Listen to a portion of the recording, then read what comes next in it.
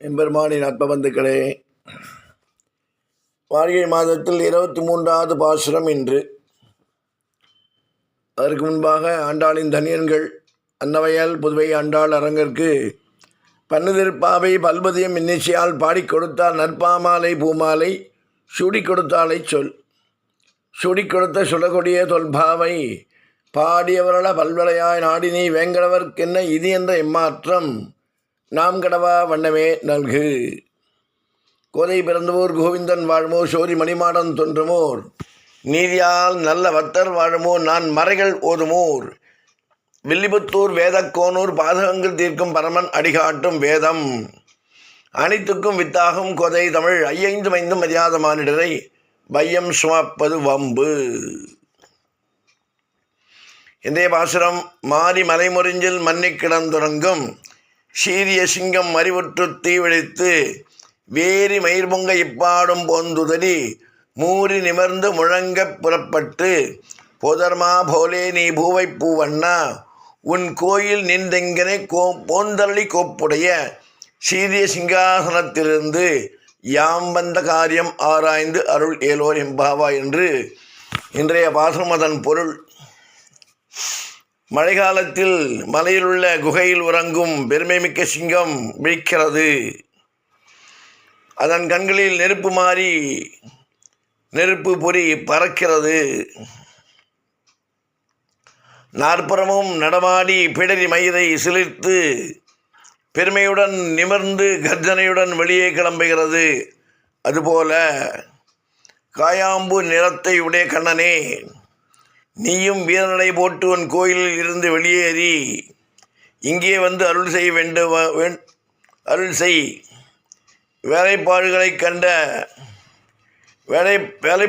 கொண்ட மிக சிறந்த சிம்மாசனத்தில் அமர்ந்து நாங்கள் எதற்காக இங்கே வந்தோம் என்பதை அறிந்து அந்த கோரிக்கைகளை பரிசீலனை செய்து நிறைவேற்றி அருள்வாக வேண்டும் என்று இந்த பாடலின் பாசுரத்தின் பொருள்.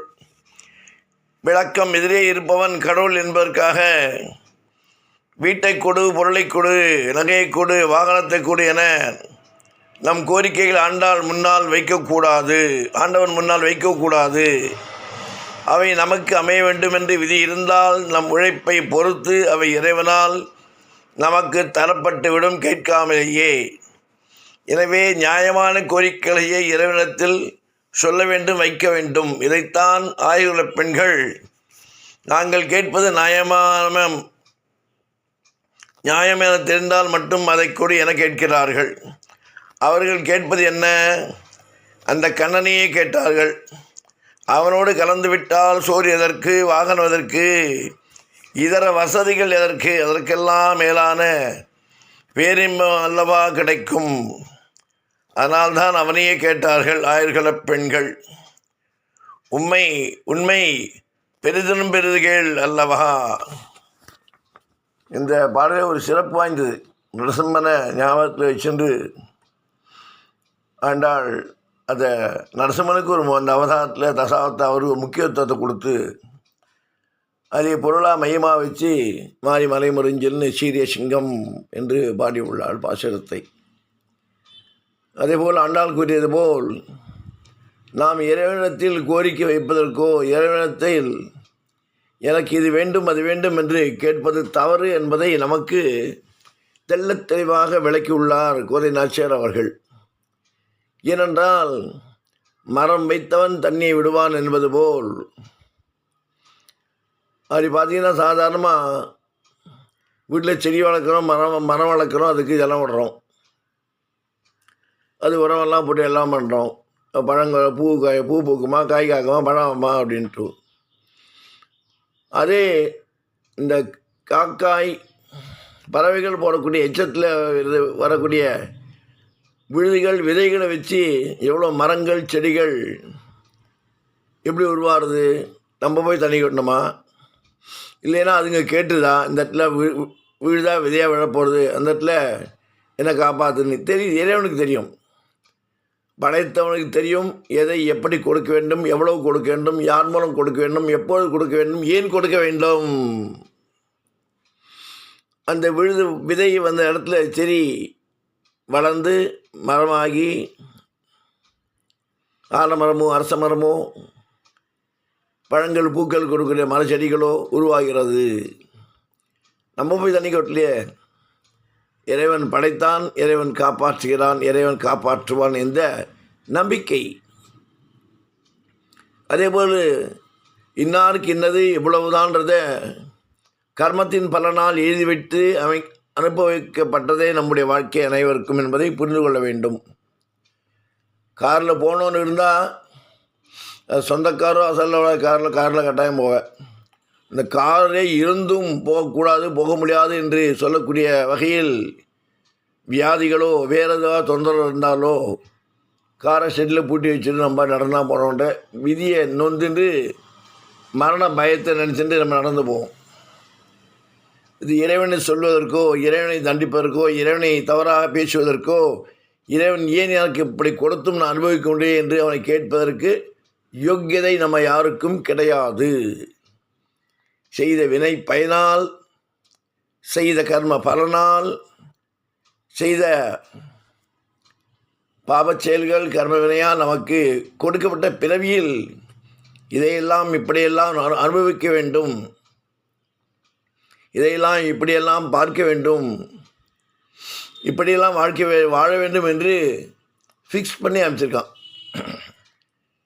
எப்படி கம்ப்யூட்டரில் இப்போ இருக்க விஞ்ஞான உலகத்தில் ஃப்ளாப்பி போட்டால் எப்படி டிஸ்க்கு போட்டால் டக்க டக்கடன்னு எல்லாம் வருதோ, அது மாதிரி எப்படி தாய் வயிற்றுலேருந்து நம்ம ஜனிச்சோமோ, எப்போ நம்மளுக்கு அந்த உயிர் கொடுத்து பூமியில் வந்தோம் அன்றைக்கே இந்தந்த நேரத்தில் இது இப்போ இப்படின்னு ஃபிக்ஸ் பண்ணி அனுப்பிச்சு முடிவும் முகுந்தன் கையில் முகுந்தனால் கர்ம பலத்தின் மூலம் நமக்கு நிச்சயிக்கப்பட்டு நாம் இந்த பிரபஞ்சத்தில் அனுப்பப்பட்டுள்ளோம் என்பதை நன்றாக புரிந்து கொள்ள வேண்டும்.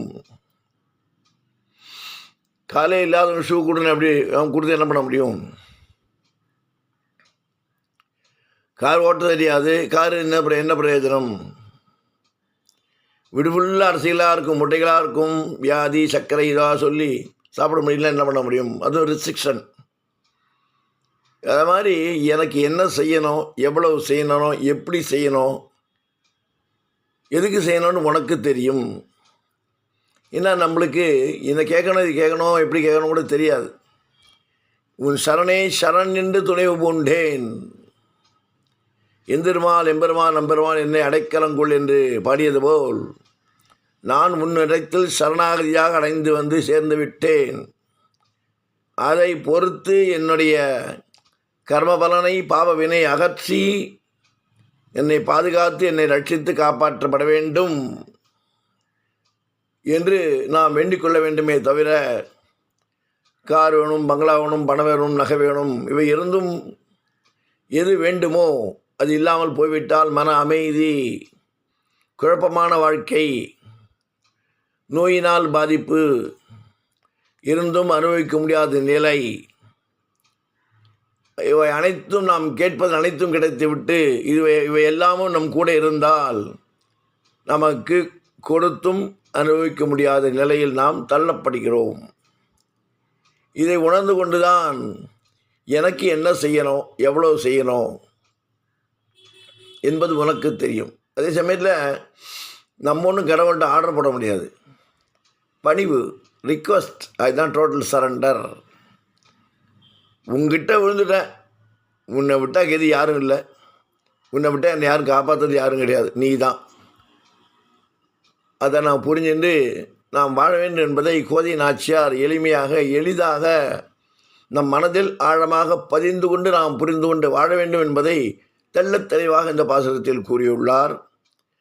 அதை கேட்டு நாராயணன் நாமமே ராம நாமமே நாம ஜபம் என்று கூறிக்கொண்டு ராமானுஜன் திவ்ய திருவடிகளை பற்றி அனைவருக்கும் ஆசீர்வாதம்.